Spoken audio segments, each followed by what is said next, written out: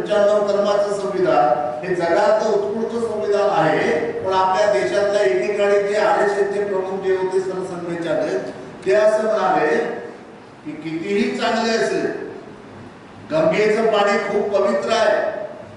तो असं म्हणाला, गंगेचं पाणी खूप पवित्र आहे, पण ते पाणी जर गटारातून आलं तर त्याचा आपण स्वीकार करायचा. तो बाबासाहेबांना काय म्हणाला? गटार. म्हणजे गंगेचं पाणी कितीही पवित्र असलं पण ते गटारातून आलं तर ते आपण पिणार आहोत का? म्हणजे बाबासाहेब केवळ मागासवर्गीय जातीचे, तत्कालीन दलित जातीचे, त्यांच्या हातनं संविधान निर्मिती झाली आणि मोठ्या प्रमाणात झाली. सगळ्या त्याच्या मसुदा समितीच्या सर्व सदस्यांनी हे स्वीकारलं की आम्ही कोणीही काम केलेलं नाहीये. बाबासाहेब आंबेडकरांच्या एकट्याच्या हातनं संविधान झालं हे सगळे लोक मानायला तयार असताना सुद्धा आपल्या देशातला एक वर्ग असा म्हणत होता हे संविधान दलिताच्या हातून झालं म्हणून आम्ही स्वीकारत नाही. हे जरा का त्या ऋषी मुनीकडून लिहून घेतलं असतं, एखाद्या देशपांडेकडनं झालं असतं, कुलकर्ण्याकडनं झालं असतं, मग ते किती वाईट असतं, किती खराब असतं, तरी त्याला आम्ही डोक्यावर घेऊन नाचत असतो.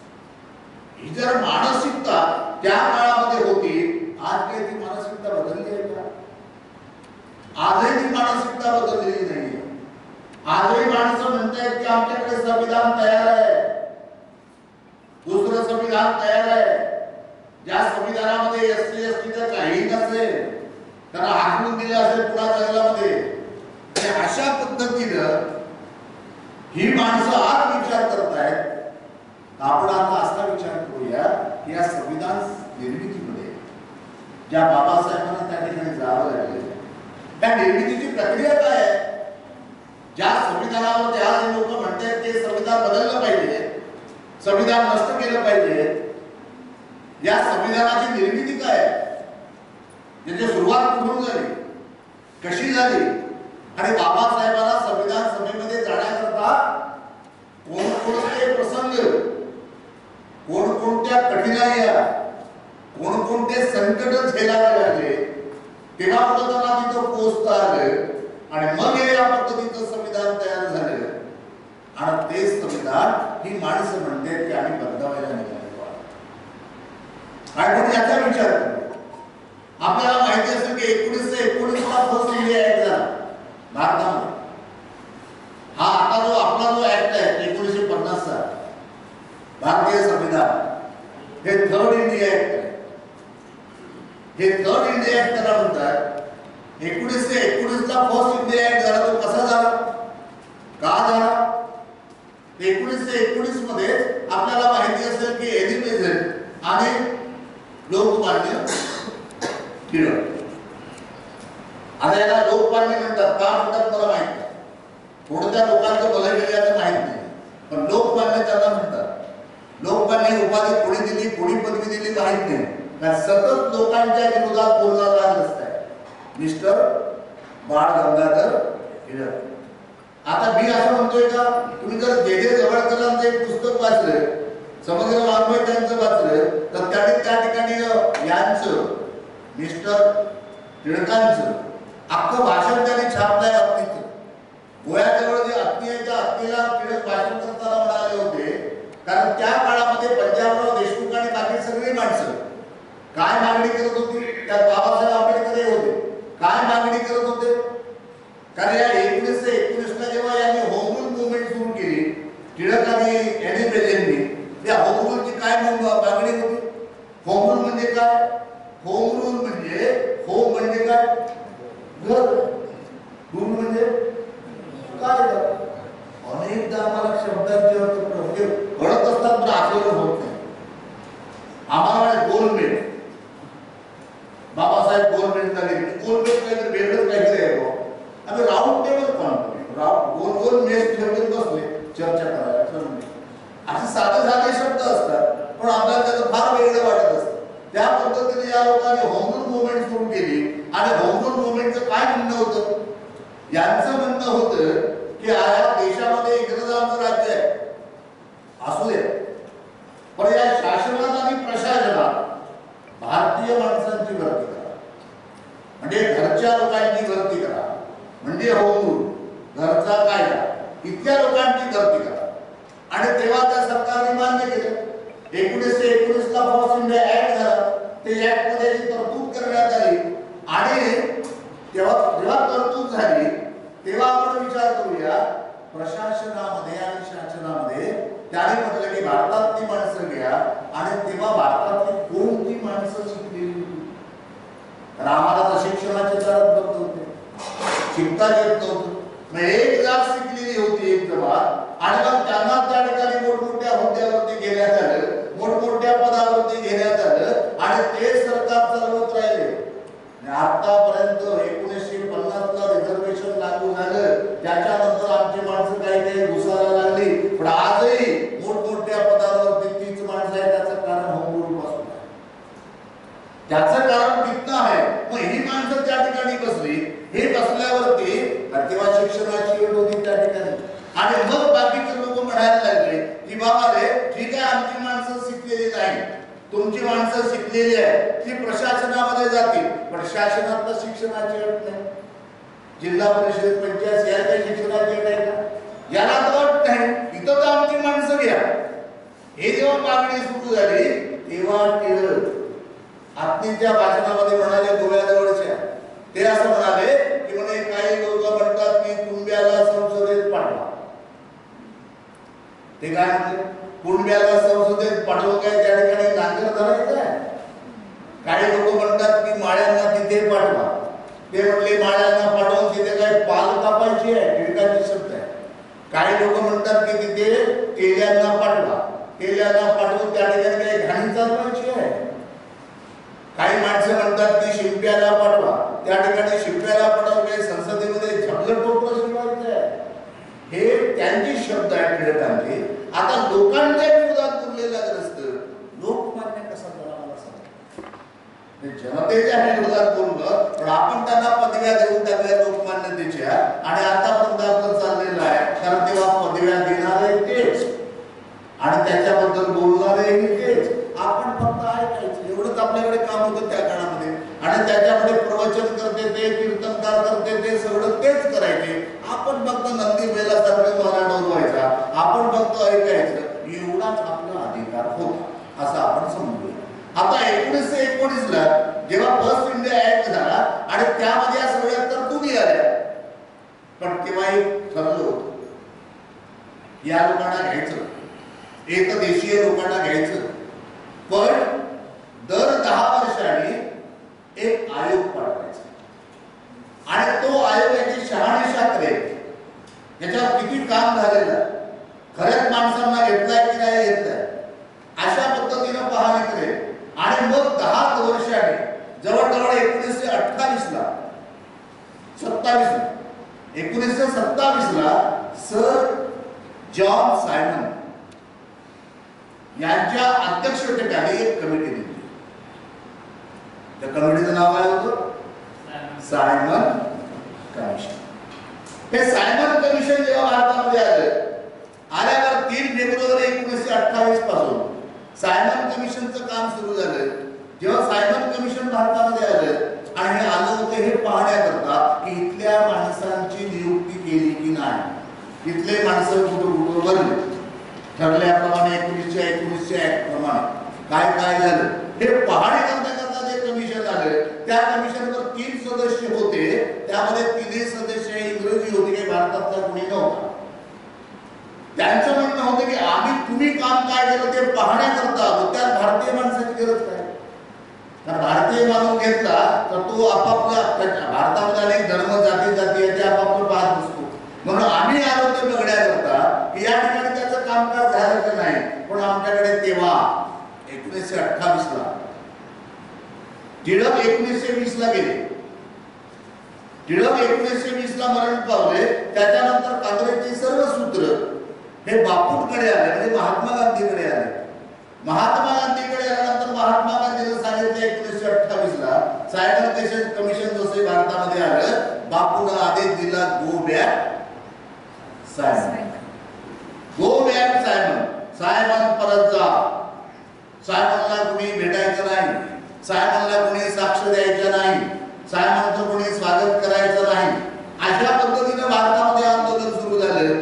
Go back Simon. आणि त्या गो बॅक सायमनच्या भानगडीमध्ये आपला लाला लजपतराय पंजाबमध्ये लाट्या काट्या खाऊन बेमौत म्हणून गेला. काय कारण नव्हतं. पण बापूला आदेश दिला तो ऐकाच लागतो. कारण तेव्हा बापूंचं राज्य सगळीकडे होतं. बापूच्या विरोधामध्ये भारतामध्ये कोणी बोलत नव्हतं. एक डॉक्टर बाबासाहेब आंबेडकर सोडले तर बापूच्या विरोधात बोलण्याची कुणाची हिंमत त्या काळामध्ये नव्हती. आणि बापूने सांगितलं गो बॅक सायमन. आणि मग सगळ्या लोकांनी त्याचं गो बॅक सायमन सुरू केलं. ठिकठिकाणी आंदोलन सुरू केले. पण बाबासाहेब आंबेडकर आणि एस.डी. चौरसिया नावाचा एक रस्ता होता. या लोकांनी बाबासाहेबांच्या नेतृत्वामध्ये सायमन कमिशनला आपलं निवेदन दिलं. सायमन कमिशनला निवेदन दिलं कारण 29 मे 1928 सायमन कमिशनला बाबासाहेबांनी निवेदन दिले. आणि त्या निवेदनामध्ये बाबासाहेबांनी त्यांना सांगितलं की इथल्या भारतीय दलित माणसांना, मागासवर्गीय माणसाला या ऍक्ट मध्ये पुरेसं प्रतिनिधित्व नाही. आम्हाला डावललं गेलेलं आहे. याच्यावर तुम्ही काहीतरी तरतूद केली पाहिजे. त्याने सांगितलं की आम्हाला आमच्या संरक्षणाची हमी पाहिजे या कायद्यात. म्हणजे आम्हाला शासन आणि प्रशासनात संरक्षण पाहिजे आणि याची वचनबद्धता आम्हाला पाहिजे. या कायद्यामध्ये संरक्षण सुद्धा पाहिजे. अशा पद्धतीच्या मागण्या बाबासाहेबांनी त्यांच्या पुढे केल्या. आणि त्याच्या पुढे काय झालं त्याच्यामध्ये. आणि या बाबासाहेबांच्या निवेदन दिल्यामुळे गंमत अशी झाली की ज्या एस.डी. चौरसियांनी बाबासाहेबांसोबत निवेदन दिलं त्या एस.डी. चौरसियांच्या जातीच्या लोकांनी दिल्लीमध्ये या माणसांची गाढवावरून घेतलं. बापूला सांगितल्यानंतर तू निवेदन द्यायला गेला कसा. बापू त्यांचा सर्वांचा नाही. बाबासाहेबांचा ठिकठिकाणी धिक्कार करण्यात आला त्या काळामध्ये. म्हणजे बापूच्या आदेशाच्या विरोधामध्ये ही माणसं गेली. त्यांनी आपलं म्हणणं मांडलं, आपलं दुखणं त्या ठिकाणी मांडलं. हे अनेक लोकांना सहन झालं नाही. तर त्यामध्ये लजपतराय सारखा माणूस मरण पावला. अनेक लोक जखमी झाली त्या काळामध्ये. आणि म्हणून यांना वाटत होतं की ही माणसं सायमनकडे कशी गेली, हे तर जायलाच नको. आणि मग यांच्या या दोन्ही माणसांचा आपल्या भारतामध्ये त्या काळात धिक्कार करण्यात आला. आणि हे सगळं झालं असताना 30 मे 1930 ला या सायमन कमिशनने आपला अहवाल सादर मे 1930. आणि त्याच्यामध्ये त्या अहवालात त्यांनी असं म्हटलं, भारताला साम्राज्याच्या अंतर्गत स्वराज्याचा दर्जा देण्यात यावा. बघा, मी स्वातंत्र्याची सुरुवात पूर्ण होते.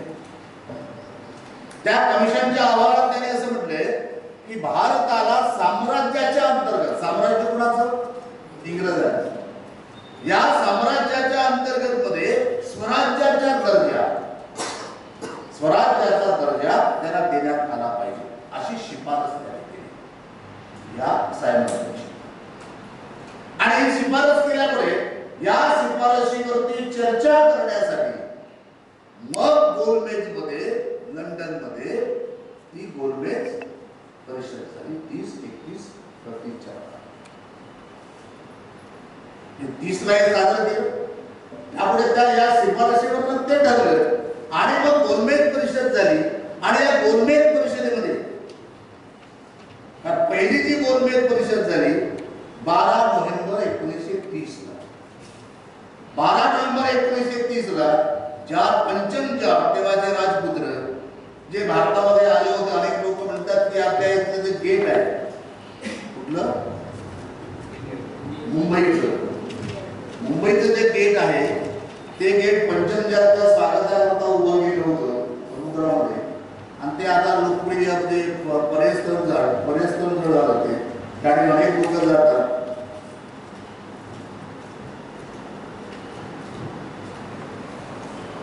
याने उद्घाटन केलं आणि त्याचे अध्यक्ष होते तेव्हाचे त्यांचे ब्रिटिश पंतप्रधान रॅमसे मॅकडोनाल्ड.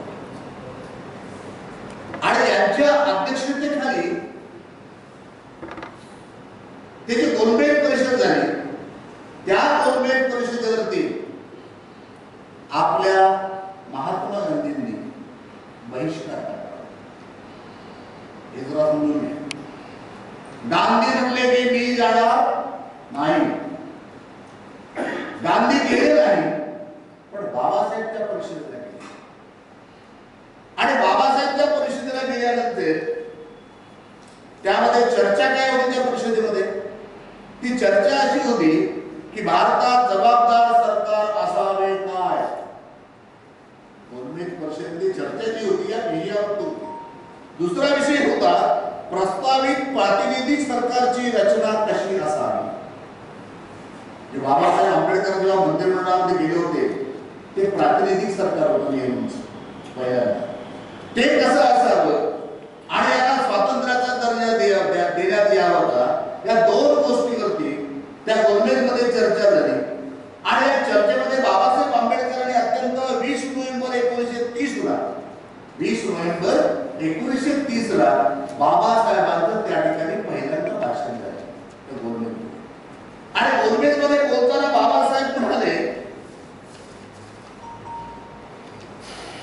बघा स्पष्ट शब्दात त्यांनी सांगितलं, ते असं म्हणाले की आम्हाला वाटलं होतं की या देशामध्ये चातुर्वर्ण्य आहे, ब्राह्मण्यवाद आहे आणि या वादामुळे आमचं प्रचंड शोषण होतं, हे जातीयता पाळतात. पण जेव्हा ब्रिटिशांचं गव्हर्नमेंट इथं आले, ते आल्यानंतर सुद्धा आमची परिस्थिती बदलेल असं आम्हाला वाटलं होतं. असं आम्हाला वाटलं होतं की ब्रिटिश लोक ते पाळणार नाही, त्या लोकांचं ऐकणार नाही आणि त्यांच्या कालखंडामध्ये आमचं जीवनमान सुधारेल, आम्ही प्रगती पथावर जाऊ असं आम्हाला वाटत होतं. पण तुमचं सरकार येऊन सुद्धा आमचं काही कल्याण झालेलं नाही. आणि म्हणून ते म्हणाले की ब्रिटिश सरकार जोपर्यंत या देशात आहे तोपर्यंत बहिष्कृत वर्गाच्या हातात सत्ता येणे शक्य आहे. बाबासाहेब गोलमेजमध्ये म्हणाले. आणि बाबासाहेबांनी हे म्हटल्यामुळे सगळे इंग्रज सुद्धा ब्रिटिश सुद्धा हादरून गेले. आणि बाबासाहेब म्हटले की आम्हाला तुम्ही तुमचं सरकारच नको, इंग्रजांचा आम्हाला, तुम्ही भारतातून चालते वा, आम्ही आमचं पाहून घेऊ, आम्हाला पूर्ण स्वातंत्र्य पाहिजे असं जेव्हा बाबासाहेब म्हणाले. आणि ते छापून आलं तिकडे, पुढे मोठमोठ्या पेपरमध्ये छापून आलं. द इंडियन डेली मेल तेव्हाच, त्या इंडियन डेली मेल मध्ये बाबासाहेबांच्या या भाषणाबद्दल त्याने एक कॅप्शन टाकलं होतं की विद्वत्ता आणि वक्तृत्व याचा उत्तम नमुना असलेले भाषण बाबासाहेब. म्हणजे इतकं सुंदर त्या ठिकाणी त्यांनी मांडणी केली. आणि मांडणी केल्यावरती आपल्या भारताचा पक्ष बाबासाहेबांना त्या ठिकाणी मांडला. केवळ दलितांचा म्हणणं नाही, तेव्हा पूर्ण भारताचा पक्ष म्हणणार म्हटले की आम्हाला स्वातंत्र्य पाहिजे, तुम्ही आमचा देश सोडून चालले. हे जर छापून आलं पेपरला आणि सगळीकडे बाबासाहेबांचा उदो वाढायला लागला की बाबासाहेबांनी पूर्ण स्वातंत्र्याची मागणी केली. या लोकांच्या डोक्यामध्ये काय होतं की बाबासाहेब गोलमेजला गेले तरी दलितांबद्दल फार बोलले, देशाबद्दल ते बोलणार नाही असा अनेकांचा समज असतो. आणि मग बाबासाहेब त्या ठिकाणी म्हणतात की आम्हाला पूर्ण स्वातंत्र्य पाहिजे. आणि ते जेव्हा सगळ्या मीडियामध्ये छापून येतं आणि बाबासाहेबांच्या भाषणाचं कौतुक होतं, त्यांच्या भूमिकेचं कौतुक होतं सगळीकडे, तेव्हा गांधीला आपण नाही गेलो त्या सभेला, आपली चूक झाली असं तेव्हा त्यांना वाटायला लागलं. आणि मग दुसरी जी गोलमेज परिषद झाली, त्या दुसऱ्या गोलमेज परिषदेला आपले गांधीजी गेले. दुसऱ्या गोलमेजला गांधीजी गेले